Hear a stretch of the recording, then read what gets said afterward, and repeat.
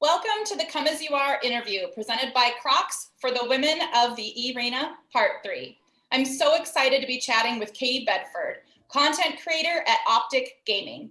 Katie, it's great talking with you. I've always respected your work in the industry, and we're really excited for you to be participating in this event. Well, thank you so much for having me. It's as much of a pleasure for me as well. I can't wait. I think it's going to be a really fun time. I'd love to chat with you about your journey in esports. You've done so much to impact the industry. Can you talk a little bit about how you've gotten to this point with OpTic and some of the highs and lows that you've experienced along the way? Yeah, so I think 2020 has been a pretty crazy year for most everyone. I can't really think we would call it smooth sailing, but one of the bright spots in my year has been joining OpTic. I can't say enough good things about all the folks behind the scenes. You know, it's not just the front facing people. It's not just our general manager, Mud Dog, or the players on the Call of Duty team, or anyone that you might see more regularly. It's the fact that I get to be a part of a company of people inside and out, behind the scenes and in front of the scenes, that are wonderful and genuine and sincerely want to better the esports space. So that has been a really a huge, wonderful thing for me in 2020. So that's definitely a high. A low is kind of the craziness that comes with this year. It's the concerns for job security with a lot of live events being taken away. It's the concerns about the state of the world, whether it's politics, the economy, anything else. There's just been so much going on. And I think that people underestimate the toll that can take on your mental health. When you get on Twitter, when you get on Instagram, when you turn on the TV and it's all just negative. So I know that has certainly impacted me. So that's definitely, I would say, been kind of one of the lower points, but I hold on to knowing that I think inherently good is to come and there are bright spots that you should focus on instead of all the negative. Absolutely. And I think this event is definitely one of those bright spots, amplifying women in esports and creating a safe place for them to compete against each other. We're really fortunate to have Crocs being a part of this event. They're an incredible brand, and this campaign that they've developed is called Come As You Are. Katie, can you talk about the importance of believing in yourself, the self-respect, and really being proud of who you are in your own skin as a content creator? Well, I think that as nice as it is to say believe in yourself, it's so hard. And I think that we don't do ourselves, especially women, don't do ourselves the due diligence of loving ourselves and our uniqueness. I feel like in this day and age, so many women feel like they have to look a certain way, fit a certain mold, fit a certain stereotype, have that flawless Facetune skin that doesn't even exist, dress a certain way, talk a certain way, or you're wrong or you're lesser than. And I don't prescribe to that at all. I think that women are beautiful in all shapes and forms. And I love that you have an event like this that I think highlights the personalities, the diversity, the skills, and the differences that make women so wonderful. So I think in that regard, I love what Crocs is doing. By the way, I got my Crocs. I love them. I wear them around the house all the time. So thank you very much to Crocs. But no, I think that it's a very good message that they are pushing, that it's okay to be you, and you is not wrong. You should not compare yourselves to others, and you should not want for something just because it's different. Your different is beautiful and wonderful. And I think that women should remember to hold on to that, because there's no other you at the end of the day. Right. I agree. I think comparison is the thief of joy. And it's hard, I think, for a lot of young women to really see themselves in this space without women like you. They don't really have a model to follow. There's so many gamers out there that would love to be in the position that you have worked so hard to get into. What advice do you give that, you know, really comes from being a content creator as a female? And what hurdles should other young women anticipate to have and to be ready for as they aspire on a similar path and journey?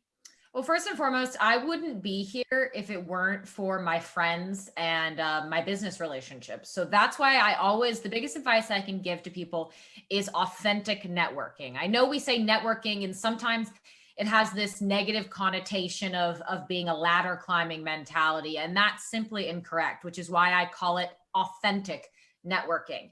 Present who you are, what we just talked about, your unique self to people, build relationships, build friendships, and then don't be afraid to lean on your friends. I think that's another thing that women can sometimes struggle with, and not even women, most folks feel guilty leaning on their friends or asking for help or maybe asking for a connection or something like that. And you shouldn't be afraid to. If you are genuine with yourself, build those relationships, build those networks, and don't be afraid to ask, because ladies, the worst thing you will ever hear is no. And a no is not so bad. And you know what you get with that no? You're on that person's radar. So all I can say is don't be afraid to take the plunge. Don't be afraid to cold call people, DM them, do whatever you need to do. But authentic networking is my biggest piece of advice. For challenges that women face in the industry, unfortunately, we have many of them. And I think as hard as it has been this year, there's been movements, whether Me Too or otherwise, in the industry to start aggressively fighting against behavior and systemic behavior that has not been okay. So to all the women who have been willing and brave enough to speak out about their experiences, I am so incredibly proud of them.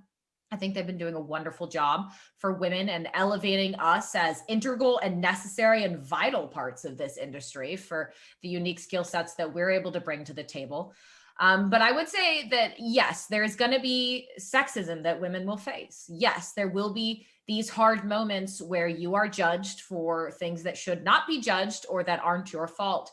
But also, I would say something that can also be sinister in its own way, and not to make it sound like it's all doom and gloom, because it's not. But if you ask and you want transparency, I will give it to you. Women versus other women in the industry. I think a lot of the time, women don't necessarily practice what they preach, which is one of the reasons I love this event so much, because it's very genuine and authentic in bringing and elevating and uplifting women, bringing them together and highlighting that. Is that oftentimes women talk about how we want more women to be in the industry, and yet we also tear them down because we view them as competition to ourselves. And I don't think that that is a healthy mentality. So to all the women out there, I hope that you see this event as a positive focus for women, bringing up other women. And remember that the more of us, the better. So yes, more women in the industry is always a good thing. And make sure to bring that up and raise that up, because it will only be better for the esports scene in the long run. And that's a really strong point in all areas and every industry that I've seen, growing up in sports and entertainment. That needs to really be the anthem everywhere. There's enough room and the sea of change here. This event is phenomenal. We have to talk about this event. There's just incredible captains and players that are coming to the table here and really amplifying the presence of women in gaming and esports. What do you love about this vote series, and who do you think is going to have a really great team? Well, what I love about this series, and I've said this multiple times now, is the fact that it's highlighting women, but more so than that, the fact that you guys, that Minnesota, that you're putting on an event that clearly has planning and effort behind it. A lot of the times I have seen events that have been for women, but it's kind of just cobbled together last minute and it's very obvious. So when I see things like this, I see genuineness and authenticity and a sincerely deep desire to put on an event for women. And I think that that is something so great about the series, is that authenticity that I just mentioned. As for the teams, I always have to root for my team, right? I believe in my girls. I think we're going to kick butt. But also, I have some very good friends, the likes of Nufo, Brittany, Holly, and others, who I know are going to have some pretty stacked teams. Holly is really, really good at Warzone. I know there's some other girls, Kaylee and others, who are excellent as well. So I think the competition will be pretty tough, but I gotta go with my team. I gotta hype up my girls. Yeah, hype up your girls. I'm really excited to watch. I can't wait for next week. Katie, thank you so much for coming on and sharing some insights as a content creator. Shout out to OpTic Gaming. You are just absolutely an inspiration to so many people. So thank you so much for coming on and sharing your insights with us today. Yeah, and thank you so much for having me. I cannot wait to play.